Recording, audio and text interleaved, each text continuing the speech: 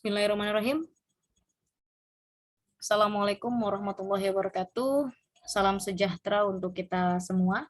Om Swastiastu, Namo Buddhayo, salam kebajikan. Saya Athari Farhani, selaku Direktur Eksekutif Lembaga Hukum dan Kebijakan Publik Juris Police Institute.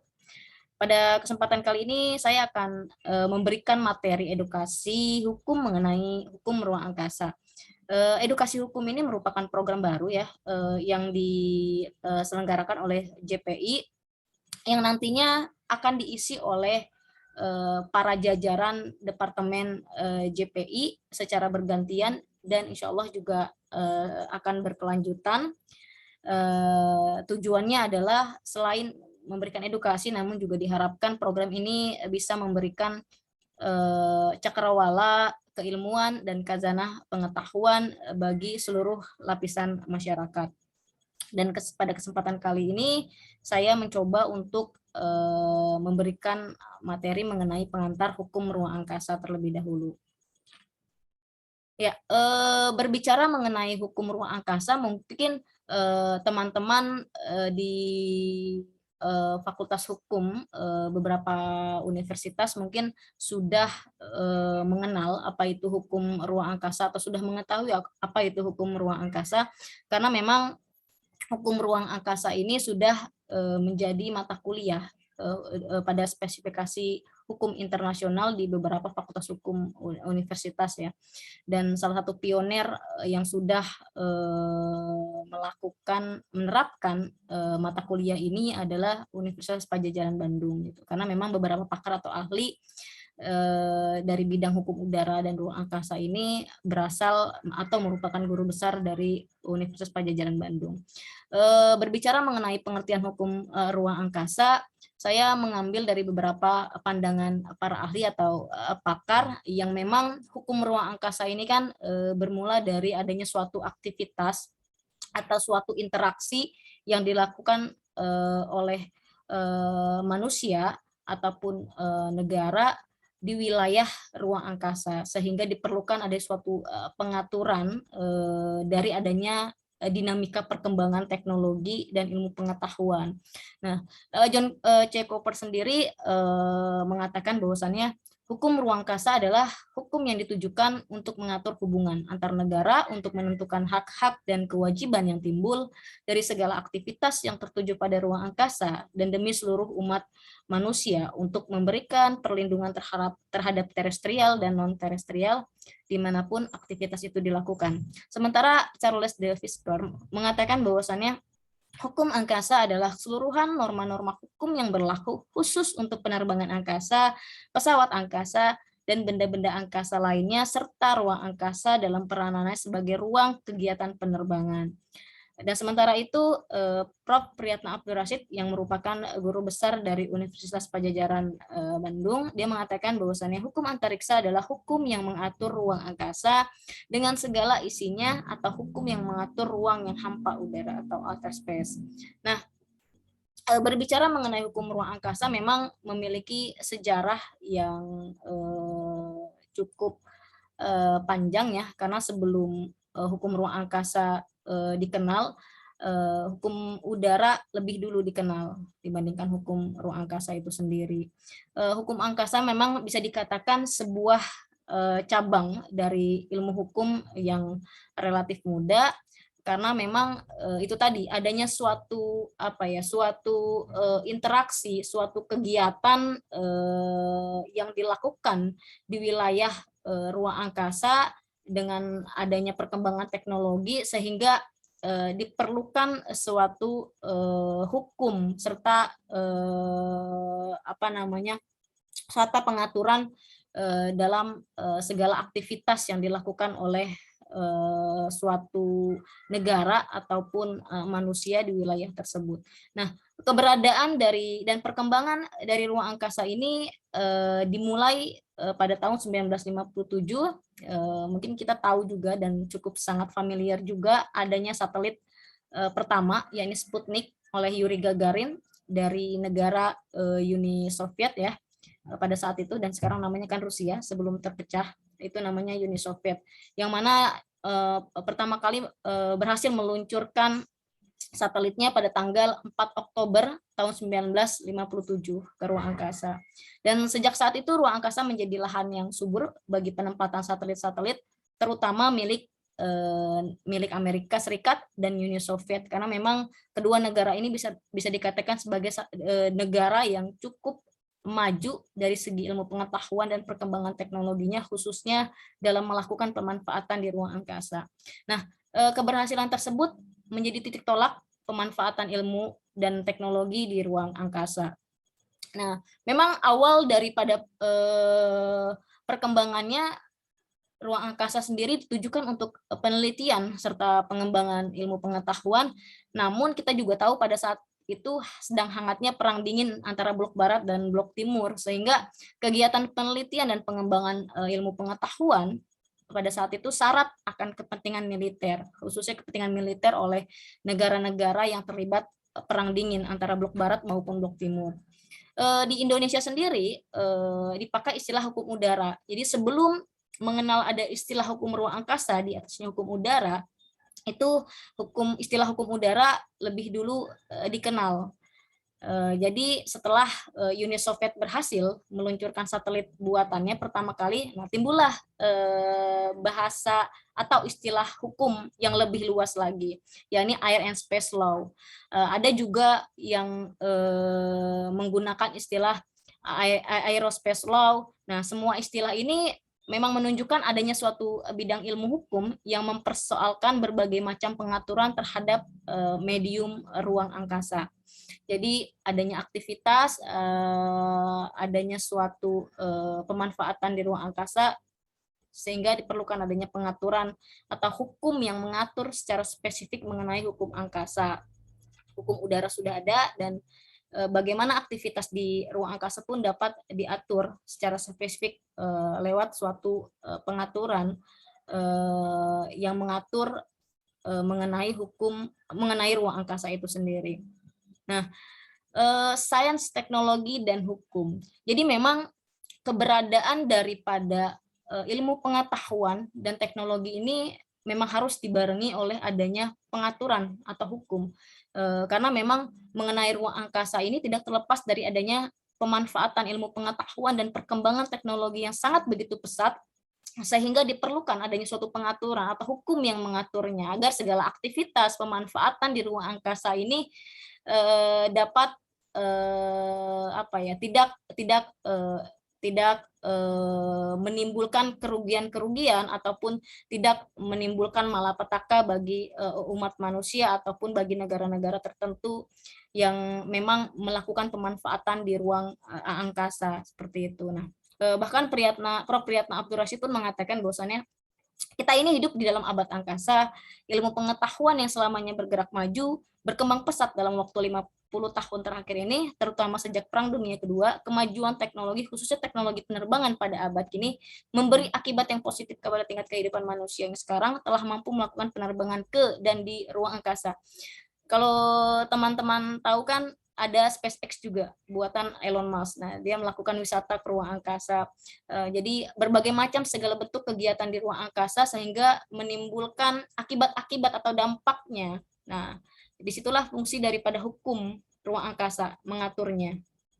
Nah, terkait dengan perkembangan adanya pembentukan hukum ruang angkasa ini, pada akhirnya melalui PBB, pembentukan hukum ruang angkasa ini dimulai tahun 1958, yang mana PBB membentuk 18 anggota komite yang disebut dengan Komite tentang Penggunaan Antariksa untuk Maksud Damai atau UNCOPUS. Nah, UNCOPUS ini memiliki secara spesifik memiliki dua fungsi. Yang pertama adalah menetapkan usaha yang akan dilakukan atau disponsori PBB untuk mendorong negara-negara dalam pengembangan dan pemanfaatan kemajuan ilmu pengetahuan dan teknologi antariksa bagi pembangunan nasional.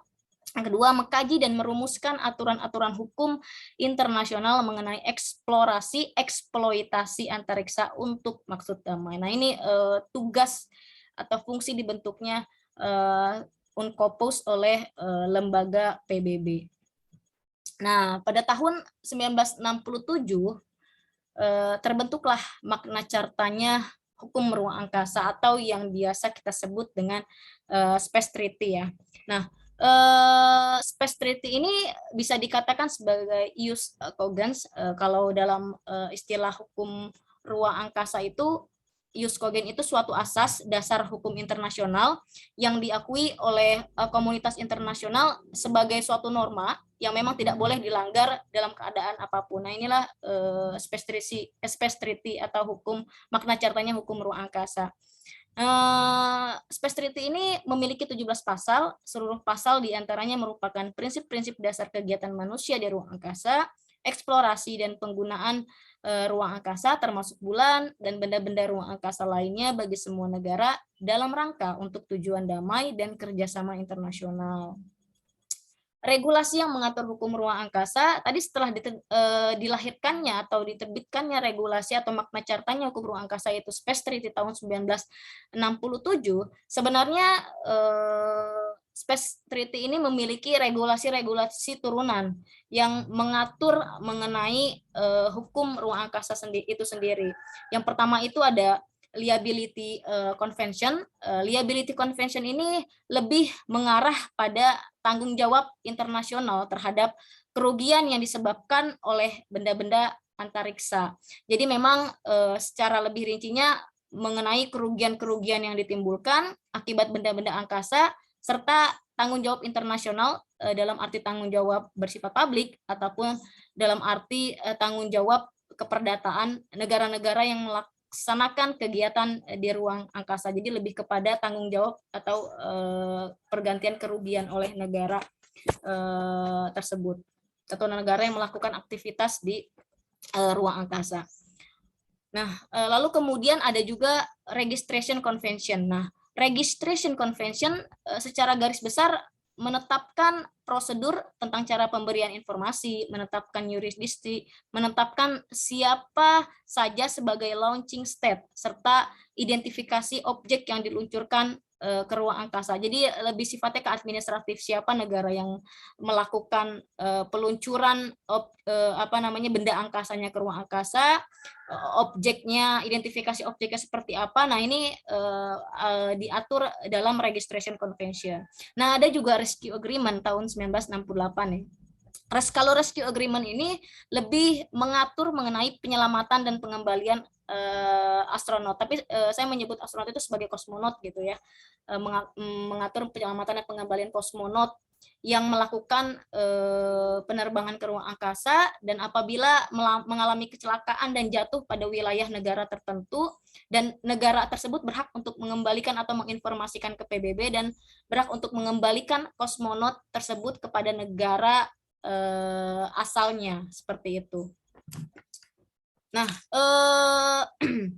di Indonesia sendiri pengaturan beberapa regulasi ini, regulasi-regulasi hukum internasional tersebut telah diratifikasi oleh Indonesia. Itu kan, jadi sebelum ada Undang-Undang Nomor 21 Tahun 2013 tentang keantariksaan, Indonesia telah meratifikasi Space Treaty tahun 1967 ke Undang-Undang Nomor 16 Tahun 2002 tentang pengesahan Space Treaty 1967. Lalu kemudian Liability Convention juga sudah diratifikasi ke dalam keputusan Presiden Nomor 20 Tahun 1996, dan Registration Convention tahun 1975 juga sudah diratifikasi ke dalam keputusan Presiden Nomor 5 Tahun 1997. Rescue Agreement juga tahun 1968 telah diratifikasi ke dalam keputusan Presiden Nomor 4 tahun 1999. Bahkan Indonesia sendiri juga sebenarnya pada saya lupa tahun berapa itu sudah mendirikan 8 lembaga antariksa dan penerbangan nasional juga ya. Artinya Indonesia juga sebenarnya tahu bahwasannya suatu saat pemanfaatan di ruang angkasa ini akan begitu masif dan memiliki menjadi daya tarik bagi negara-negara maju gitu, dan Indonesia pun sudah mendirikan 8. Nah, Adapun beberapa kegiatan di ruang angkasa ya, selain daripada tadi yang awalnya untuk kepentingan ilmu pengetahuan, penelitian ilmu pengetahuan, ada juga terkait dengan kepentingan-kepentingan militer. Sebenarnya kegiatan ruang angkasa ini juga cukup banyak. Ada yang namanya penginderaan jauh, remote sensing gitu kan. Jadi ketika kalau kita mau melakukan apa ya, mengetahui potensi sumber daya alam di suatu negara, misalkan di Indonesia, itu kan potensi sumber daya alam di dasar laut itu bisa melakukan dengan penginderaan jauh atau remote sensing yang diletakkan di wilayah ruang angkasa. Ada juga kedua pertambangan, ada juga wisata ruang angkasa, observasi atmosfer, penanggulangan bencana alam, dan satelit komunikasi. Jadi beberapa komunikasi yang saat ini kita fungsikan, baik itu telepon dan lain-lainnya, itu semua merupakan alat-alat dari satelit yang diletakkan di ruang angkasa seperti itu. Jadi sangat memiliki kemanfaatan sebenarnya kegiatan di ruang angkasa ini. Bahkan sudah bersifat ekonomis dan komersil juga gitu, tadi yang saya sempat katakan. Bahkan SpaceX milik Elon Musk juga melakukan wisata ke ruang angkasa, menawarkan kegiatan ruang angkasa, kegiatan wisata ke ruang angkasa, dan memang biayanya sangat-sangat mahal. Tapi bagi orang yang memang memiliki finansial begitu kuat, wisata ke ruang angkasa menjadi salah satu daya tarik tersendiri. Itulah SpaceX Elon Musk yang menawarkannya. Nah, terakhir ya mungkin dari saya ada satu kalimat yang cukup menarik, bahwasannya kemajuan teknologi tanpa didasari ketentuan-ketentuan hukum yang mengaturnya akan mengakibatkan malapetaka yang tidak terbayangkan bagi umat manusia. Dan hukum yang tidak disesuaikan dengan perkembangan masyarakat tidak akan berguna. Oleh sebab itu, idealnya hukum harus dapat membayangkan perkembangan teknologi di masa yang akan datang, sedikitnya dapat mendeteksi dan mengatur permasalahan hukum yang berkaitan dengan berbagai aspek perkembangan teknologi, yakni melihat forcible legal problem, sehingga tidak akan berlangsung terus pendapat duit hing ekter de feiten, atau hukum selalu berada di belakang fakta-fakta real dalam masyarakat. Nah, hukum itu kan sifatnya dinamis. Ruang angkasa ini ada karena adanya kemajuan teknologi yang begitu pesat, sehingga kegiatan-kegiatan ruang angkasa ini bagian dari perkembangan teknologi, sehingga perlu adanya aturan atau hukum yang mengaturnya. Hukum ini harus harus juga membayangkan adanya perkembangan teknologi yang akan datang gitu kan, karena memang segala bentuk interaksi pemanfaatan yang dilakukan di ruang angkasa pada akhirnya memerlukan pengaturan hukum. Dan ya mungkin di next perkembangan teknologi dan ilmu pengetahuan semakin maju, mungkin muncul hal-hal baru yang memang pada akhirnya hukum itu harus berkembang, harus mengikuti perkembangan dan kemajuan teknologi itu sendiri. Jadi hukum itu jangan selalu berada di belakang, jadi sudah lebih dulu melihat ke depan. Jadi hukum itu berjalan, sains, teknologi, dan hukum. Ilmu pengetahuan yang berkembang pesat dengan kemajuan teknologi, maka hukum itu harus diperlukan sebagai pengatur dan sebagai sebagai pengatur agar segala bentuk kemajuan perkembangan ilmu pengetahuan dan teknologi ini tidak dimanfaatkan oleh segelintir negara-negara maju yang memang syarat akan kepentingan negara tersebut, tapi lebih untuk tujuan damai, lebih untuk kesejahteraan umat manusia bersama.